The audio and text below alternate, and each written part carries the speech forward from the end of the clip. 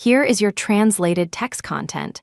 Without including other explanations, result 6 years into our marriage.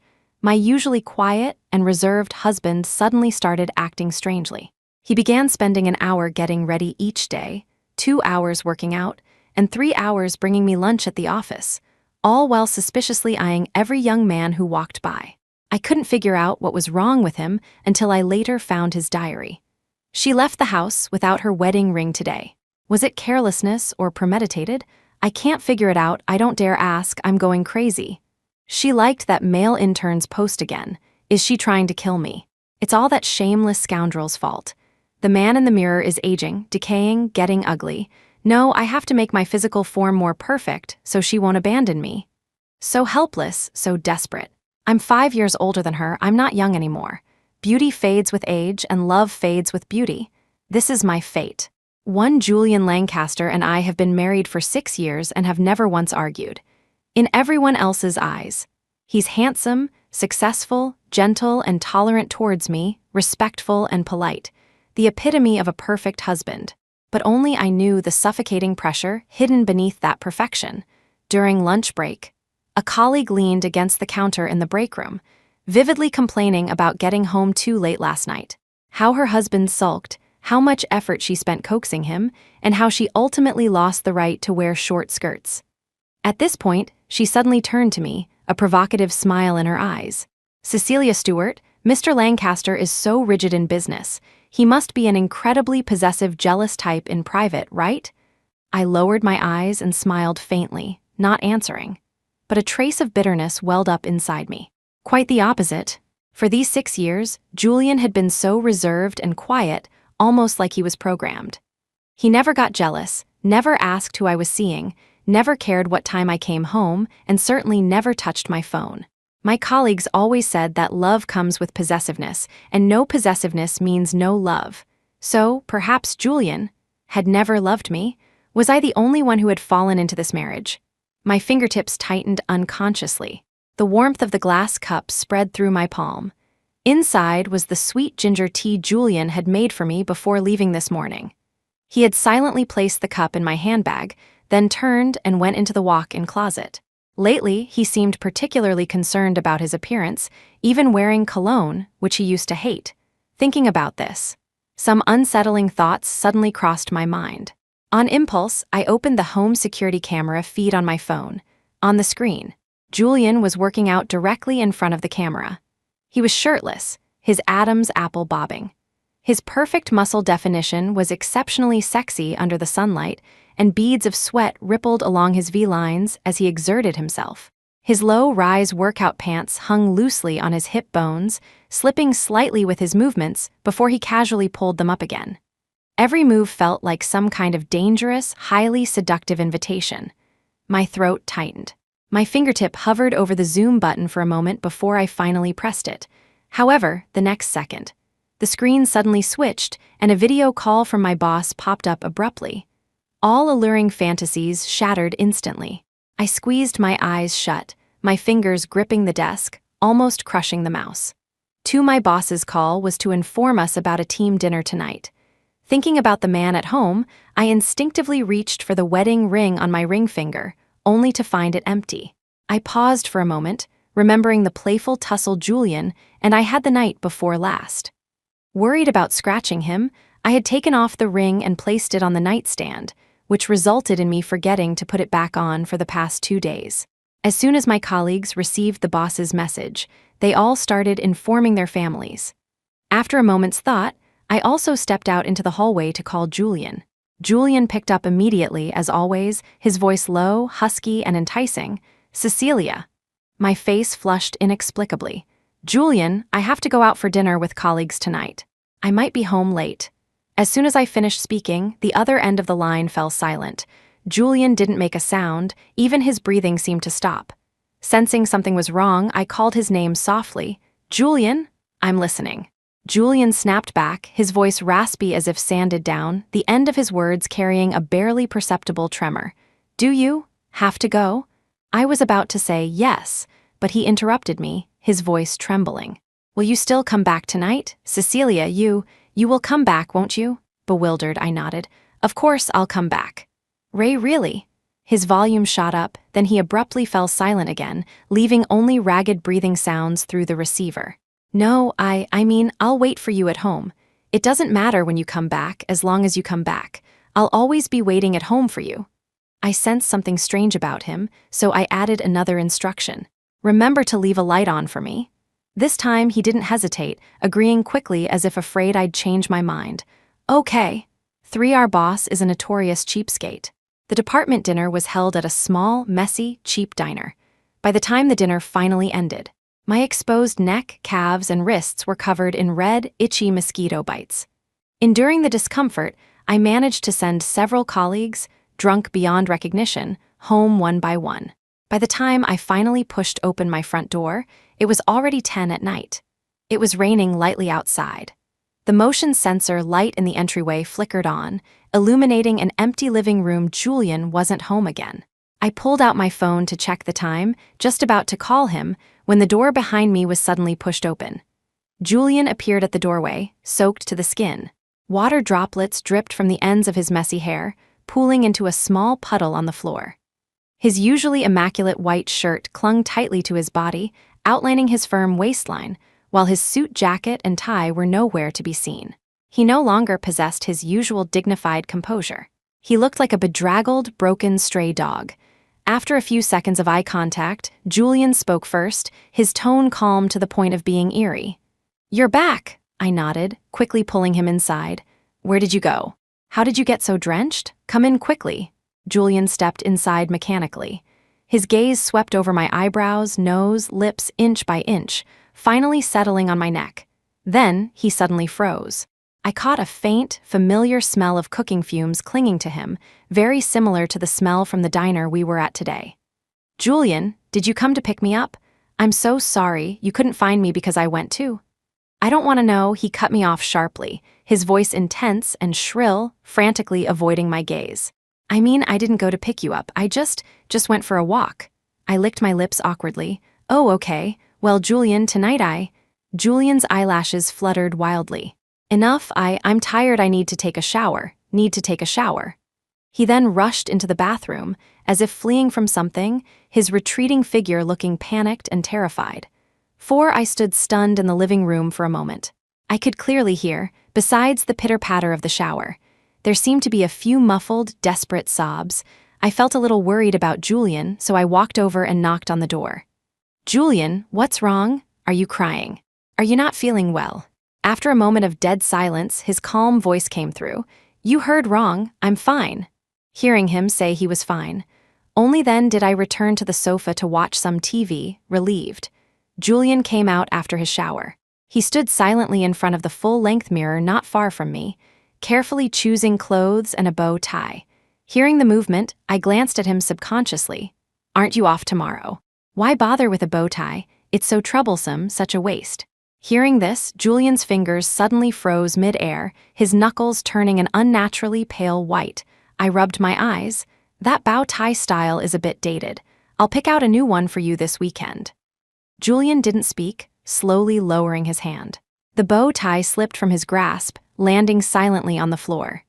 "Dated? Is it just the bow tie?" He spoke, his voice so soft it was barely audible. I leaned closer to him, catching the pleasant, light fragrance on him. "Julian, what are you talking about?" Julian suddenly turned around, the movement of his bathrobe stirring a damp breeze. I jumped. I saw his reddened eyes, his tightly bitten lower lip, and the rather risque lace pajamas I had deliberately bought for him right after we got married. He had adamantly refused to wear them back then, but now, just as I imagined, a reserved man wearing this kind of clothing certainly had an impact. My breathing hitched, and I struggled to look away. "Haha, well, you certainly haven't lost your touch, old-timer." However, as soon as these words left my mouth, Julian seemed stung, trembling violently. "Old?" Blushing, I nodded, reaching out to intertwine my fingers with his. It's getting late, let's..."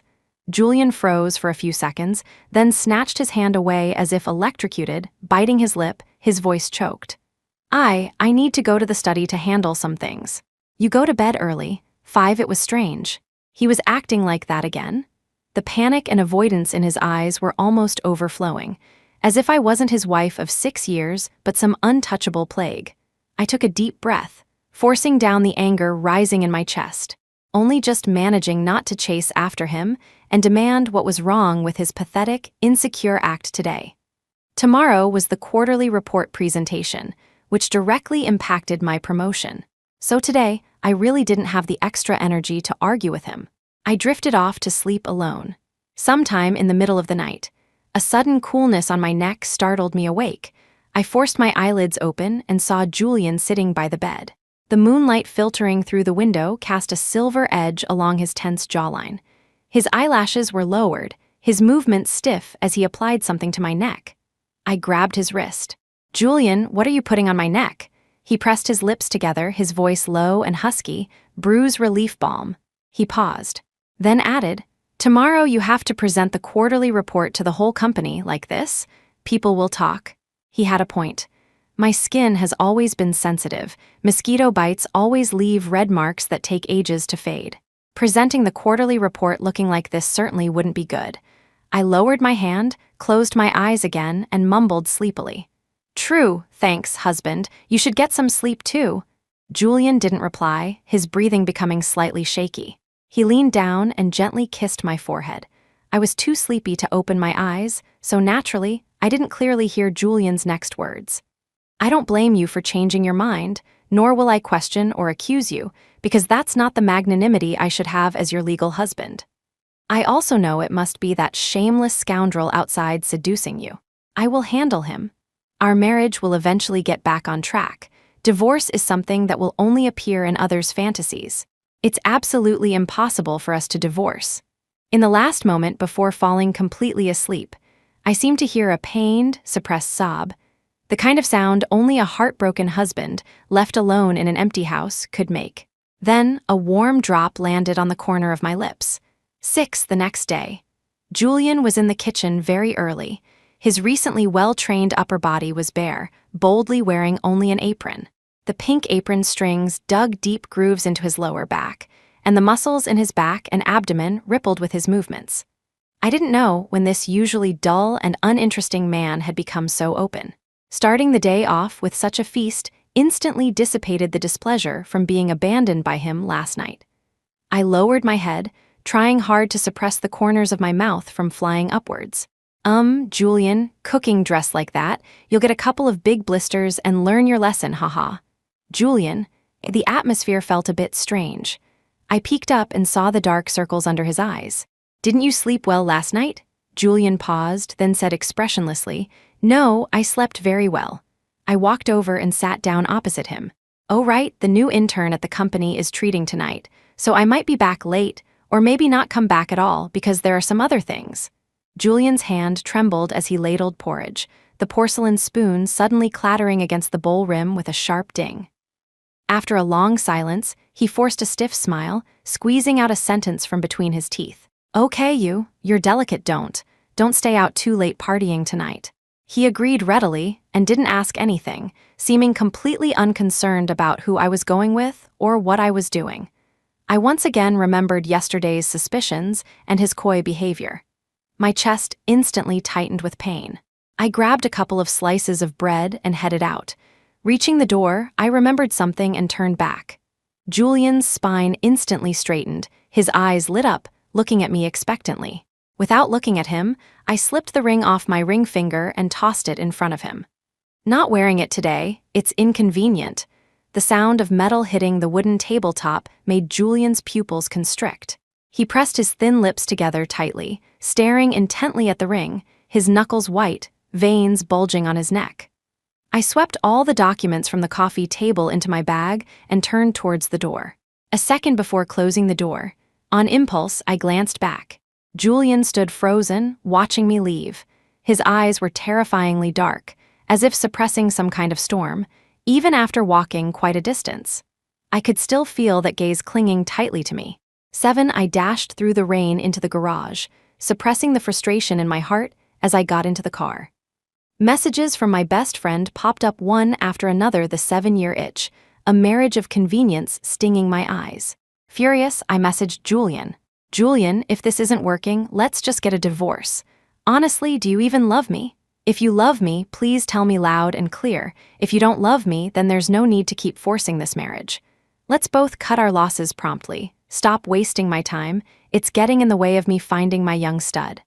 After firing off the harsh words, I fumbled to delete the chat history with him and tossed my phone aside carelessly. So I never saw that due to poor signal, only the first and third messages were sent. Time ticked by. I waited in the car for a full 20 minutes, but no reply came from Julian. My heart turned completely cold. Enduring the dull ache in my chest, I instructed my assistant to draft a divorce agreement and mail it to our home. 8 as soon as I arrived at the company. I instantly pushed all thoughts of Julian aside and threw myself wholeheartedly into work.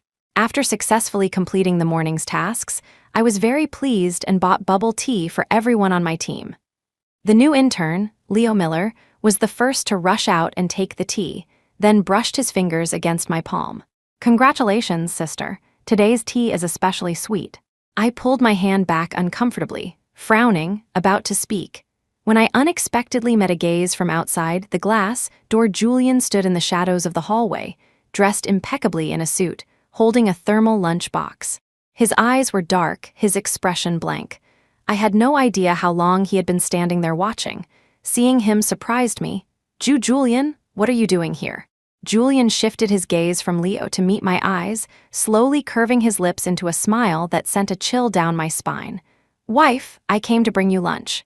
He enunciated the intimate term perfectly, his voice loud and clear. It caused quite a stir in the quiet office. My breath caught. This term of endearment, in my memory, was always associated with ambiguous dim lighting in the bedroom. Under the lights, Julian, his eyes flushed, would press against my collarbone. His sweat-dampened hair would brush lightly against my chin. His panting grew increasingly rapid. Only then would this hoarse whisper escape his throat uncontrollably. But today, he shouted it out loud in public, a setting he used to resist the most. A faint electric current shot up my spine, my heart suddenly trembling. Today's Julian seemed different from usual. Leo raised an eyebrow slightly, a meaningful smile playing on his lips. "So it's Mr. Lancaster. Sister always mentions you to me." Julian calmly replied, "Is that so? Cecilia has never mentioned you to me." The expression on Leo's face instantly turned ugly. In front of Julian, he was like a helpless kid with no way to fight back. Julian ignored the change in his expression, looking down imperiously at this overreaching young man, a slight smile on his lips, as if looking at some worthless trash. "Thank you for taking care of my wife. Care for a smoke?" As Julian spoke, he reached into his pocket for cigarettes. I was still wondering when he had picked up smoking. But the next second, I saw him pull out a very conspicuous red object, not cigarettes, but our marriage certificate. Married for 6 years. Yet he had kept the certificate looking brand new. Only the corners were slightly faded, as if worn down by being held and rubbed constantly over the years. Julian casually tilted his hand slightly.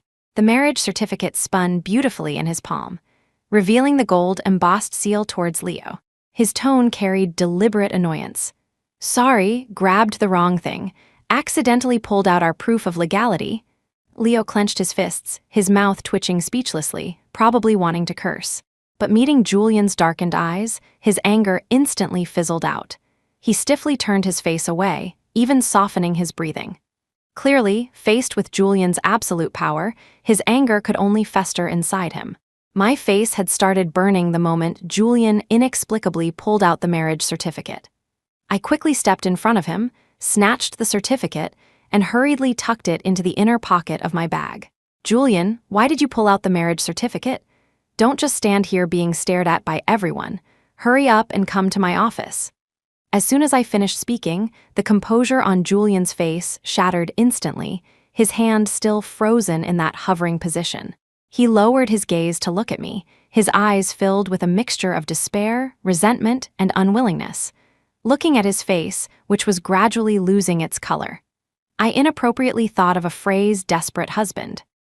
Snapping back to reality, I pulled Julian towards my office. Every person we passed on the way made me want to bury my head in my collar. Julian followed silently behind me, his gaze dimming inch by inch with my avoidance, until I pushed open the office door. Julian let out a low gasp, the tightly wound string in his eyes finally snapping. He grabbed my wrist. I cried out in surprise as he forcefully pulled me into his arms, pinning me heavily against the floor-to-ceiling window.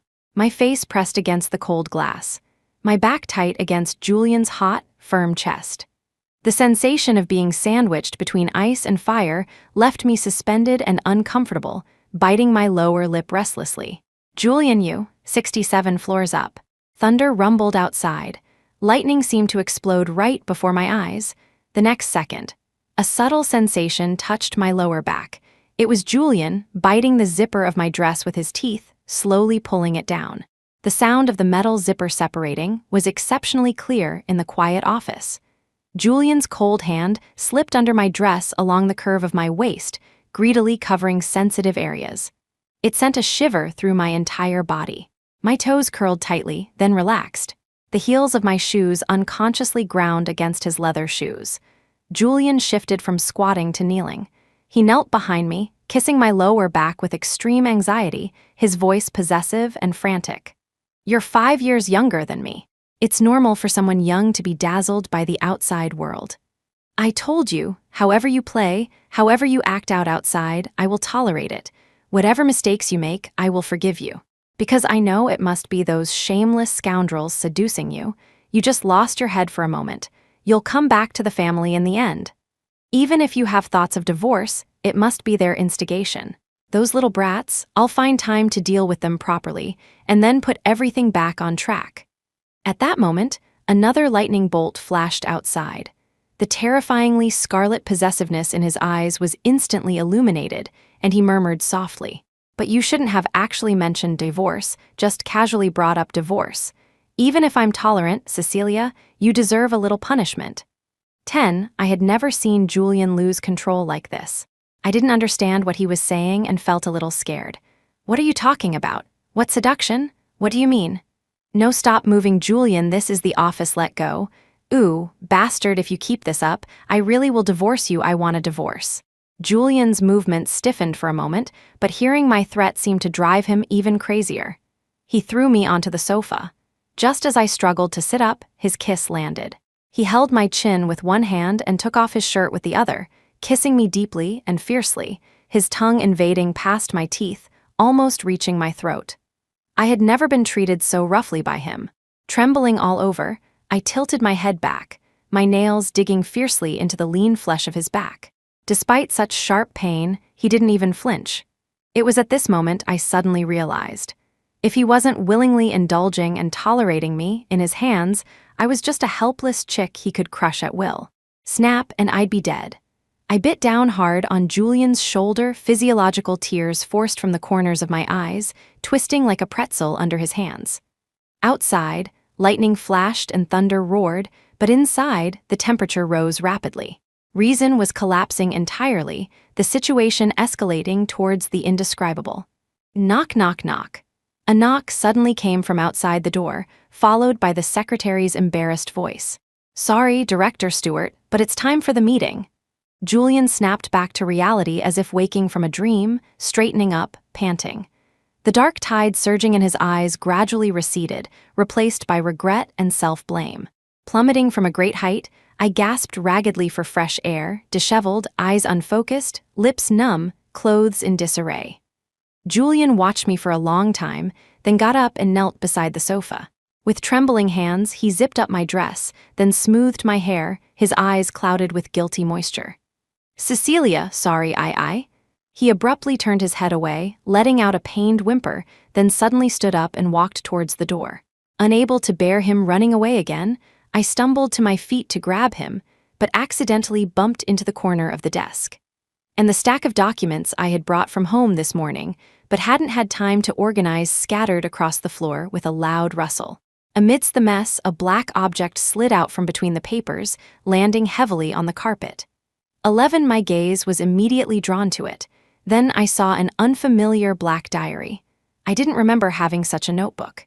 After hesitating for 2 seconds, I carefully opened a page. Immediately, Julian's distinctive handwriting leaped into my eyes like a viper. "She left the house without her wedding ring today. Was it carelessness or premeditated?" I stared intently at her finger for a full 7 minutes, yet lacked the courage even to ask. She liked that male intern's post again. Is she trying to kill me? What's the difference between a like and a kiss? Does she want to kiss that young boy too? How far have things gone between them? Should I ask her? No, I can't. Maybe she's just waiting for me to ask so she can lay her cards on the table about divorce, then kick me out. I can't accept that. I can't ask her. I really can't live without her. The man in the mirror is decaying, getting ugly. Fine lines are appearing at the corners of my eyes, even my abs aren't as defined as before. I must work harder to make my physical form more perfect, must make it so she can't bear to pull her hand away when she touches my body. The battle for the position of primary husband has always been cruel. I must defeat those bad guys trying to steal her away by any means necessary. So helpless, so desperate, but I'm not young anymore. Beauty fades with age and love fades with beauty. This is my fate. Eventually, she'll discard me like a worn-out rag. Woke up from a nightmare of being abandoned in the middle of the night. I bit down hard on the duvet, afraid to make a sound, afraid of waking her, even more afraid of seeing impatience towards me in her eyes. Cecilia, Cecilia, Cecilia, my Cecilia is my Cecilia. You don't want the ring anymore? Does that mean you don't want me anymore either? You toss the ring aside so casually. Does that mean you'll toss me aside just as casually? I underestimated that idiot actually managing to make Cecilia take off her ring. Does she want a divorce? No, no, no. Cecilia, Cecilia, Cecilia. The page full of Cecilia was startlingly stark. I think I've discovered Julian's little secret. I rubbed my eyes in disbelief, only then realizing my back was stiff, my right hand trembling uncontrollably. All of Julian's strange behavior over the past few days laid itself out before me, clear as a slideshow. Working out in front of the camera at 10 sharp every day, striking poses to show off his slightly damp abs and V-lines. Deliberately spraying the cologne I liked most, meticulously styling his hair, changing into carefully coordinated outfits. So this outwardly ascetic CEO was privately playing the role of a desperate, abandoned husband whose wife was cheating? 2. Afraid of divorce to confront her, resorting to deliberate seduction in an attempt to keep her. Realizing this, I slowly exhaled, a thrill tingling my scalp. My only regret was missing the opportunity, not noticing his strangeness sooner, not finding this diary sooner. 12 soon after, I received Leo Miller's leave request. Out of concern for my subordinate, I casually asked the reason for his leave. Unexpectedly, the 3 people in front of me gave 3 different reasons simultaneously. HR said he was bitten multiple times by a vicious dog on the street. My secretary said he was in a car accident and thrown 4 meters. His nearby colleague said he fell down a 3-meter-high set of stairs and broke his leg. Me? I proactively messaged Leo. Leo, what on earth are you up to? After 2 seconds, Leo replied instantly with a long string of text. On my way home from work, I got bitten several times by a mad dog. I ran like crazy to get away from the dog, then fell down a 3-meter flight of stairs and broke my leg. A kind person took me to the hospital, but then we got into a car accident. I was thrown 4 meters anyway. I can't come to work. I paused for a moment. Then rest well. Leo sent an emoji, then added, Director Stewart, I'm really sorry I can't have dinner with you tonight, but I've already booked the restaurant. It'd be a waste to leave it. Why don't you and your husband go? Would you like to see him after work? See your handsome, charming, suave, imposing, wealthy husband? I frowned slightly. No need, I don't want to. Go ahead and cancel it. Leo suddenly went silent. 13, I hung up the phone and opened the home security feed again.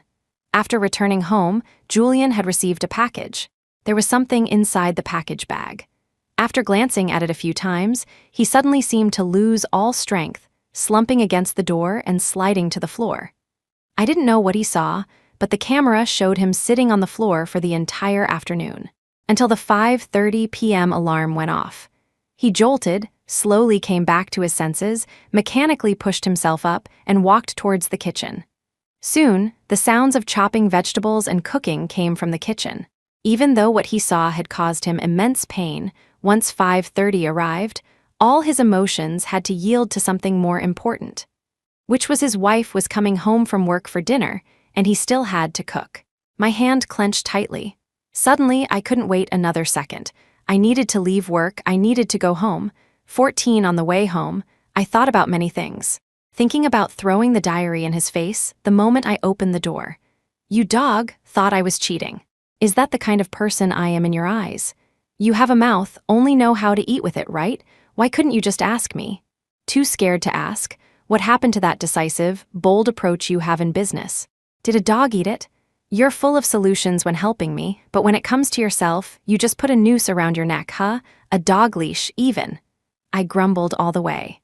But the moment I pushed the door open, the damp, oppressive air in the living room immediately made it hard to breathe. Julian's figure was hidden in the darkness, his long fingers gripping a document tightly, knuckles white, desperately suppressing the urge to destroy everything. Cecilia Stewart, tell me, why do you absolutely have to divorce? My eyes widened in shock. By the dim light, I saw that the document in his hand was a divorce agreement. Damn it, the divorce agreement I casually asked my assistant to draft this morning had actually been mailed directly to Julian. Given that Julian lost control like a mad dog just hearing the word divorce, I scratched my head, quickly explaining, Julian, this is a misunderstanding. I don't want to divorce you. Is that so? A misunderstanding? Julian, thinking of something, suddenly sounded calm, as if asking about the weather today. Then prove it to me. I pressed my lips together, quickly sorting through the entire sequence of events in my mind, about to speak, but he abruptly cut me off. His voice was low and husky, as if laced with ice, carrying an undeniable command. Cecilia Stewart, now, immediately come here and kiss me. My whole body stiffened. I almost thought I'd misheard, subconsciously looking up at him. Julian was still wearing the well-tailored black suit from the morning, his shiny handmade leather shoes gleaming coldly under the light. He looked like a condescending dom. My throat tightened, shocked by my own thought. But looking up, I saw the flash of hurt in his eyes.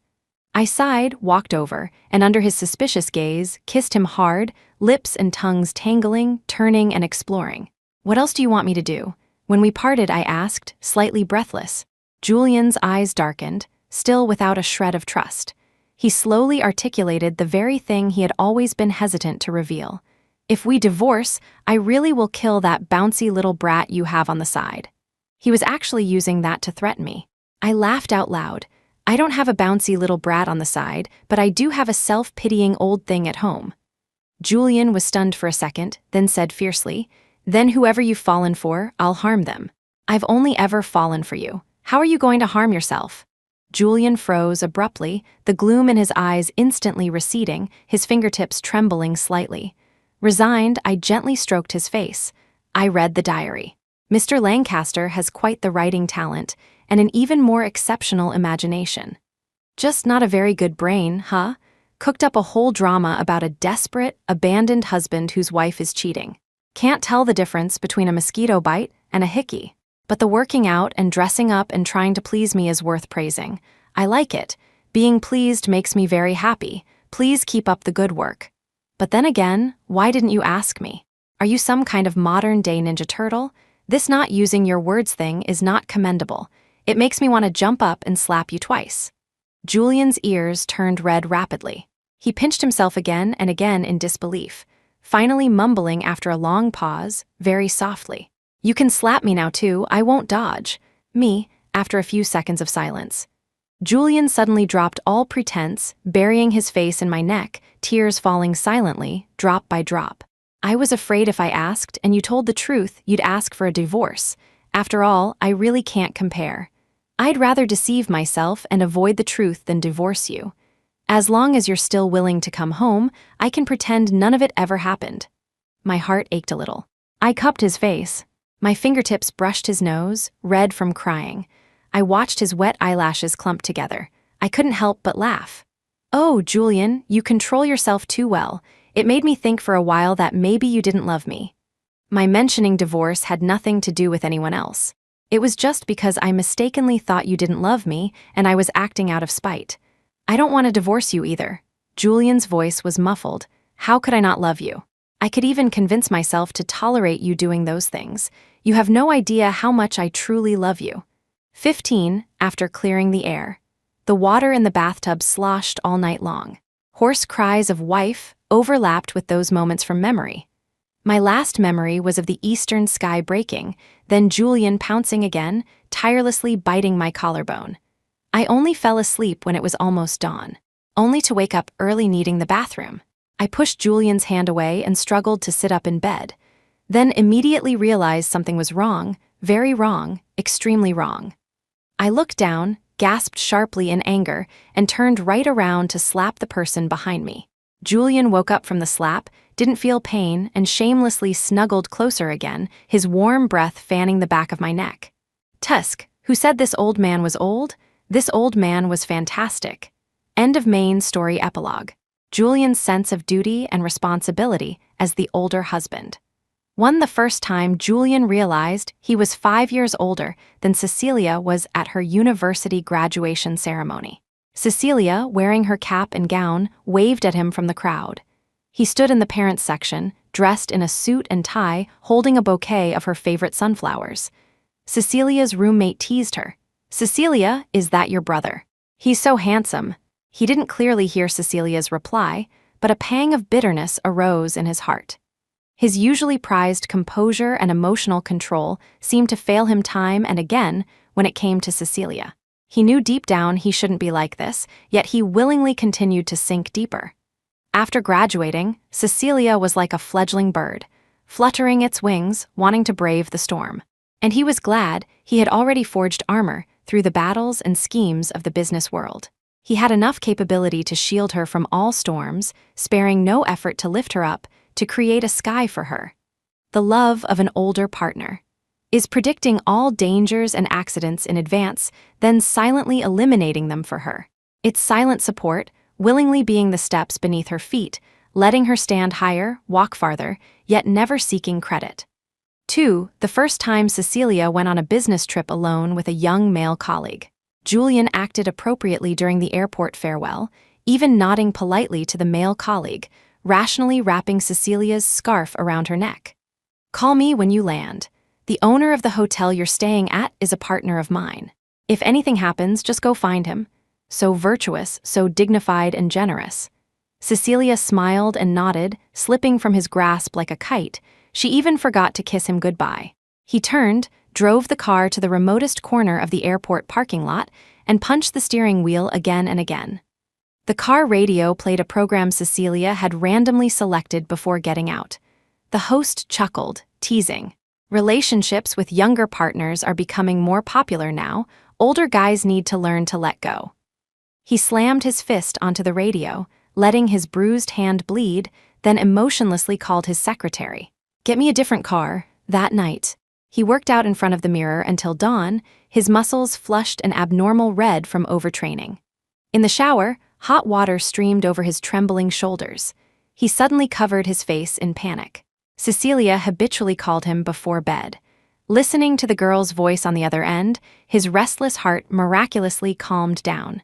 The call continued until Cecilia was almost asleep. Mumbling drowsily, she whispered, "Julian, everything here is unfamiliar. It's really not good. I miss you a little." Julian remained silent for a long time, merely offering a gentle soothing sound. "Sleep early, you have to get up early tomorrow." Then he silently messaged his secretary, booked a flight to the city where Cecilia was on her business trip. He rushed nonstop, flying through the night, afraid that if he was even a second late, she would cry her eyes out. Living in such a harsh and painful world, they were, in fact, each other's remedy. 3. When Julian noticed Cecilia's strange behavior, his heart felt like it was being slowly sliced by a blunt knife. The forgotten wedding ring, the smile directed at her phone, the interactions with the young intern, all fueled his worst fears. During sleepless nights, she had finally grown tired of him, her husband who was 5 years older. But he accepted this reality faster than he had imagined. Actually, as long as she was still willing to come home, as long as she didn't mention divorce, none of it was really a problem, was it? He was willing to be a self-deceiving blind man. He started grooming himself more meticulously, deliberately flexing in front of the camera during workouts, wearing her favorite cologne, bringing the marriage certificate to confront his rival. He humbly convinced himself that the deepest love was actually relinquishing possession, willingly becoming a respectable backup option in her life. But she still mentioned divorce. He was about to lose even the qualification to be a backup. He was losing control. He kissed her forcefully in the office, obsessively wanting to leave possessive marks on her. The moment rationality returned, he didn't even dare to look her in the eye. He dreaded seeing even a hint of disgust or anger, feared even more that she would bring up divorce again. So he fled in disarray, more wretched than ever before. The man who commanded the business world was now like a homeless dog in front of the woman he loved. But soon, Cecilia found the diary. The last veil of propriety between them was torn down. Cecilia didn't scorn him for his possessiveness, as his mother had scorned his father's, nor did she call him a pervert and demand he get lost, like his mother had. Instead, she gladly accepts his unpleasant and ugly side, offering to hug him and calling him a fool. He shed tears, hugging her back tightly, as if finally grasping the thorn that had been hanging over his heart for years. So love didn't have to be silent. So possessiveness could be asserted rightfully too. The responsibility of an older partner wasn't just protection, but also honesty and openness. End.